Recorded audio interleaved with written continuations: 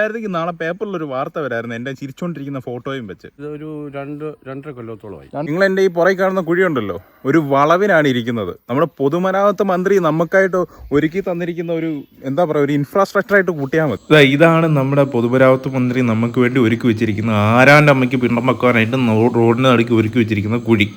ഈ കുഴിക്കകത്ത് ഞാൻ ബൈക്കുമായിട്ട് ചാടി 6 രൂപ ഭാഗത്തിന് ഞാൻ രക്ഷപ്പെട്ടതാണ്. നല്ലൊരു വളവിലാണ് ഈ കുഴി ഇരിക്കുന്നത്.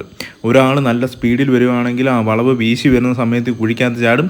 കുഴി വെട്ടിക്കാൻ ശ്രമിക്കുന്ന സമയത്ത് ഓപ്പോസിറ്റ് വണ്ടി വന്നു കഴിഞ്ഞാൽ അപ്പോൾ തന്നെ ആൾ തീരുമെന്നുള്ള കാര്യത്തിൽ ഒരു സംശയവും വേണ്ട.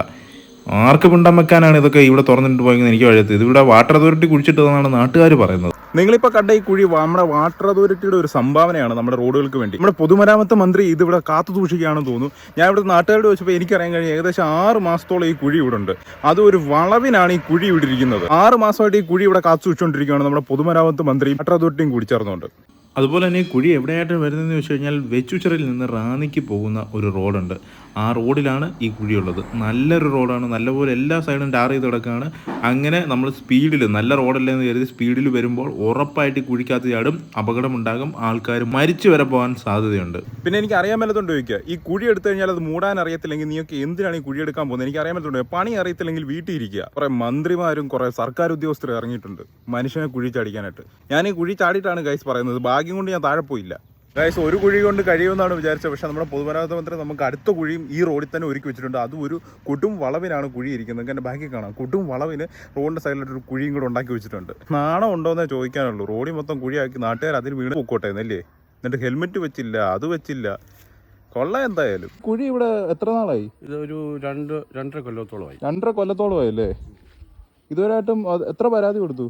പരാതി പല പ്രാവശ്യം കൊടുത്തിട്ടുണ്ട്, സോഷ്യൽ മീഡിയ വഴി കൊടുത്തിട്ടുണ്ട്. പക്ഷേ ഇതൊരു നടപടി ആയിട്ടില്ല. ഇപ്പോൾ ഒരു ആക്സിഡന്റ് 6-8 ആക്സിഡന്റ് ഉണ്ടായിട്ടുണ്ട്. കുറേ ആക്സിഡന്റ് ഉണ്ടായല്ലേ? ഞാനും ഇപ്പം അതിനകത്തൊന്ന് ചാടി.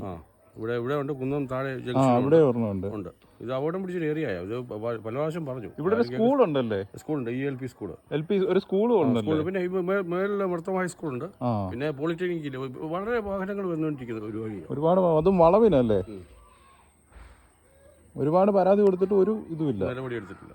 ആ പോസ്റ്റ് മാറ്റിയിട്ടതാ, ആ കുഴിയാത് പോസ്റ്റ് മാറ്റിയിട്ടിട്ട് ഇതുവരെയായിട്ടും കുഴി മാറ്റിയിട്ടില്ല. അപ്പോൾ ഗൈസ്, നമ്മുടെ പൊതുമരാമത്ത് മന്ത്രി നമുക്ക് അടുത്ത കുഴിയും കൂടെ വെച്ചിരിക്കുകയാണ് ഗൈസ്. റോഡിൻ്റെ നടുക്കാണ് ഈ കുഴി വെച്ചിരിക്കുന്നത്. നല്ല അടിപൊളി കുഴിയാണ്. ബൈക്കുകാർ വന്ന് ചാടാമെങ്കിൽ സ്പോട്ടിൽ തന്നെ മരിക്കാൻ പറ്റുന്ന കുഴിയാണ്. ഇതാണ് നമ്മുടെ PWD മിനിസ്റ്റർ നമുക്ക് റോഡിന് നടുക്ക് ഒരുക്കി വെച്ചിരിക്കുന്ന ഫീച്ചർ. അതായത് അപകടം പറ്റാതിരിക്കാൻ വേണ്ടിയിട്ടാണ്.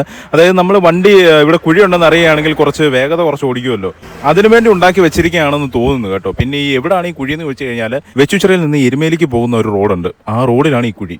അതും കുത്തിറക്കവും വളവും കൂടെ വരുന്ന ഒരു സ്ഥലത്താണ് ഈ കുഴി ഇരിക്കുന്നത്. ബൈക്കുകാർ അറിയാത്തവർ വന്നു കഴിഞ്ഞാൽ തീർച്ചയായിട്ടും ഈ കുഴി ചാടും. കുഴി ചാടിക്കാതിരിക്കുവാണെങ്കിൽ ഓപ്പോസിറ്റ് സൈഡിൽ നിന്ന് വണ്ടി വരികയാണെങ്കിൽ ഉറപ്പാണ് വണ്ടിക്കടി കയറുകയും ചെയ്യും. ഇപ്പോൾ ഈ കുഴി ആർക്ക് പിണ്ടം വെക്കാൻ വേണ്ടി റോഡിൽ ഇങ്ങനെ വെച്ചിരിക്കാന്ന് എനിക്ക് മനസ്സിലാവുന്നില്ല. ഞാൻ 1 വർഷത്തിന് മുമ്പ് ഈ റോഡിൽ കൂടെ പോയപ്പോഴും ഈ കുഴി ഇവിടെ തന്നെ ഉണ്ടായിരുന്നു. ഇപ്പൊ മേളിൽ വേറെ ഒരു കുഴിയും കൂടെ വരുന്നുണ്ട്. 2 കുഴിയുണ്ട്. കുത്തിറക്കവും അപ്പുറത്തൊരു വളവും കൂടാണ്. അപകടം പറ്റി മരിക്കാൻ പറ്റുന്ന പറ്റിയ സ്ഥലമാണ്.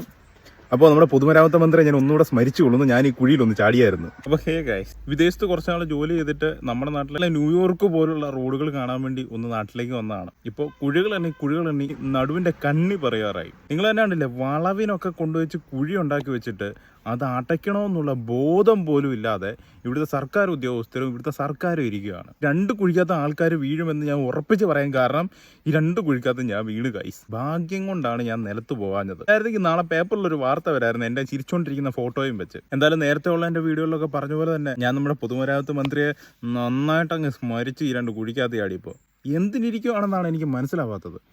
പണിയെടുക്കാൻ കഴിയില്ലെങ്കിൽ കളഞ്ഞിട്ട് പോകണം. ഹേ, കുഴിക്കകത്ത് കൂടി നാട്ടുകാർ മരിച്ചോട്ടെന്നു. ഒന്ന് KSEB എടുത്ത കുഴി, മറ്റൊന്ന് വാട്ടർ അതോറിറ്റി എടുത്ത കുഴി. ഇവന്മാർക്ക് 2 പേർക്കും കുഴി എടുക്കാനേ അറിയത്തുള്ളൂ, അടയ്ക്കാൻ അറിയത്തില്ലേ? എത്ര ആക്സിഡന്റ് ആ വളവിനുണ്ടായെന്ന് ആ വീട്ടിലെ ചേട്ടൻ പറയുന്നത് കേട്ടില്ലയോ? 2-3 പേരുടെ ജീവൻ പോകണമായിരിക്കും. അപ്പോഴായിരിക്കും നമ്മൾ നടപടി എടുക്കാൻ വരുന്നത്. കാലം ഇത്ര ആയില്ലേ, എന്തെങ്കിലും മാറ്റം കൊണ്ടുവന്നിട്ടുണ്ടോ? നമുക്കൊരു പൊതുമരാമത്ത് മന്ത്രിയുണ്ട്, ആളിപ്പോൾ ടൂറിസം ഉണ്ടാക്കുന്ന നടക്കുകയാണ്. നാട്ടുകാർ കുഴി വീണ് ചത്തോട്ടെന്ന്. എന്തായാലും താങ്ങാൻ വേണ്ടി ക്യാപ്സൂൾ അന്തങ്ങളുണ്ടല്ലോ, അതുകൊണ്ടൊക്കെ ഇവന്മാരൊക്കെ ജീവിച്ചു പോകുന്നു.